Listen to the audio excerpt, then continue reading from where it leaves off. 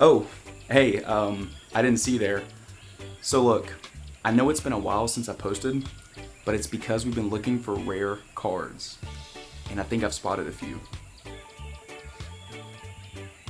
Nope, not that one. Definitely not that box. There we go. I think this is it. Yep, that's the box we're going to be opening up today. This box of Pokemon cards right here is worth about $1,000, and we're about to open it up. But before we do that, let me explain how awesome this box of cards is in case you haven't heard of it. This is a Japanese booster box called Dragon Blade, otherwise known in English as Dragon's Exalted.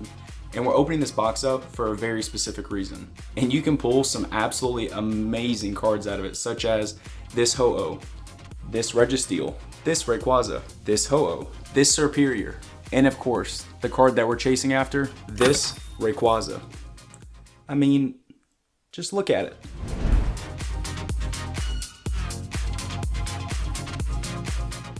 And we can't just open the box, we have to make things a little bit more exciting. If we pull that Rayquaza, we're gonna give away 2 free packs to some of you watching at home, and if we don't, we're just gonna pull 1. This way, all of you at home who are secretly rooting against me and hoping that I brick and lose all my money have incentive to be on my team as well. Now let's open some packs. Alrighty folks, so we got ourselves a sealed booster box of Pokemon cards.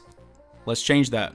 But if you are unfamiliar with the Japanese black and white era of Pokemon, inside of these boxes, you're going to get 10 heavy and 10 light packs, so 20 in total, unless there's some weird nonsense going on. For the purposes of this video, we're just going to be opening up the 10 heaviest packs. The reason being is that the light packs have a lot of value. You know, there's people who collect light packs, all the ones from the black and white era. There's people who grade them, and so on and so forth, and that's why we're giving away, because these pack arts are stunning. I mean, you have Garchomp and Rayquaza on the front.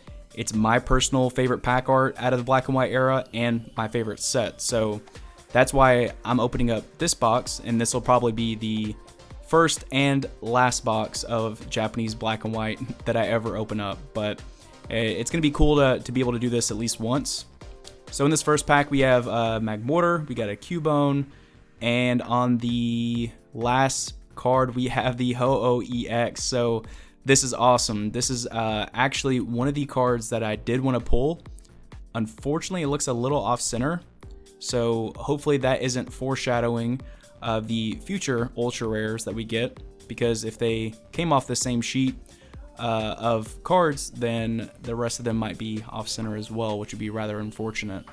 So in this pack, we have a Nose Pass, and I just spoiled the hit. So we don't have a UR or an SR in this pack. Looks like we got a holo rare Bouffalant, so there's that. You know, when people are opening up their expensive pack of Pokemon cards, what they're really chasing after is the holo rare Bouffalant of the set. Gonna stay positive here though, this is actually kind of a cool card. I actually really like this artwork. That's what's so awesome about being able to open up different packs and eras of Pokemon, is you're able to really notice and appreciate cards that you probably wouldn't have even taken a second look at otherwise. I mean, I can speak for myself here. I can't speak for any of you watching at home, but I've never gone online, gone to Cerebi Cards, and taken a look at all the different Bouffalant artworks that are out there. I believe this is Braviary, so we have a Braviary. I'm really bad with Pokemon names. We have a Spheal, a Roggenrola, and a Garchomp. That is a holo that we want to see if we're going to pull one. Big fan of Garchomp, having connections and ties to Cynthia, one of the most popular trainers out there, and being the poster child of the set. This is an awesome card.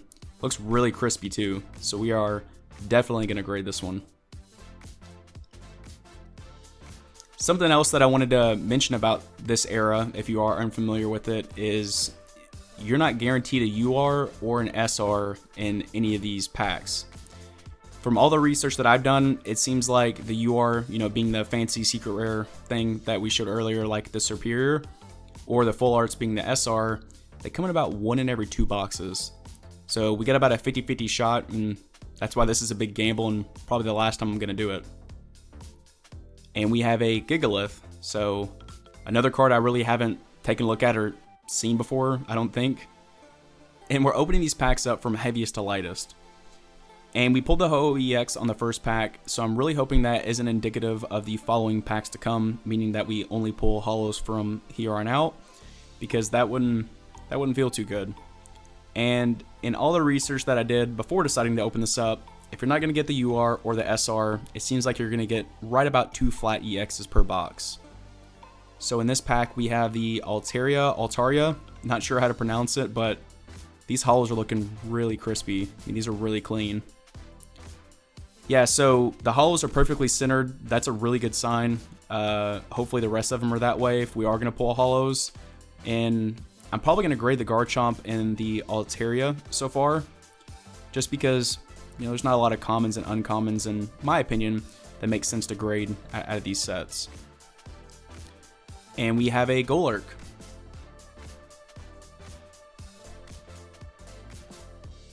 So we're approaching the halfway point here. We have a Shedinja, another Roggenrola, a Manectric, and a Milotic. If we're going to pull a card and it's going to be a holo, this is what we want to see. In my opinion, Milotic really doesn't have a bad card and definitely doesn't get enough love. I mean, looks like we have something here, but could you imagine, like, for example, if Shinji Kanda, the illustrator of the Giratina alt art from Lost Origin or Lost Abyss, made an alt of Milotic? That would be so crazy. I can't even imagine the demand for, you know, a card like that. So we have a Hoppip and a Rayquaza EX. Unfortunately, it looks a little off-center just like the Ho-Oh, so that's kind of a bummer. So we're probably not going to grade the Ho-Oh and the Rayquaza that we pulled, just because they are most likely going to grade 9, and if they do grade 9, it's basically raw plus grading fees if you're lucky, so we'll probably just put that in a binder just to kind of commemorate this opening, I guess. So we have this pack and one more remaining after this. Hopefully we can make some magic happen here. We have a Cubone, a Magmar, and a Slacking looking real thick. So it's the last pack. Not feeling too optimistic unless we have some, you know, last pack magic. But let's see what we got here. So looks like we do have something here in the back. Can't tell if it's textured or not.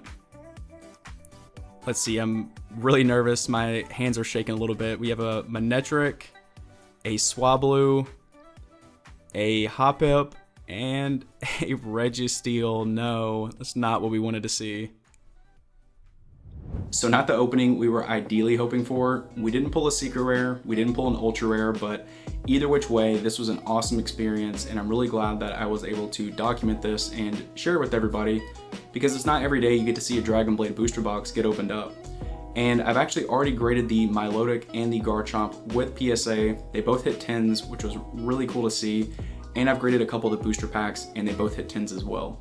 So really happy with the way that the grades turned out. But if you are curious about how to get entered into the giveaway for this booster pack, all you need to do is leave a like, make sure you're subscribed, and leave any comment down below.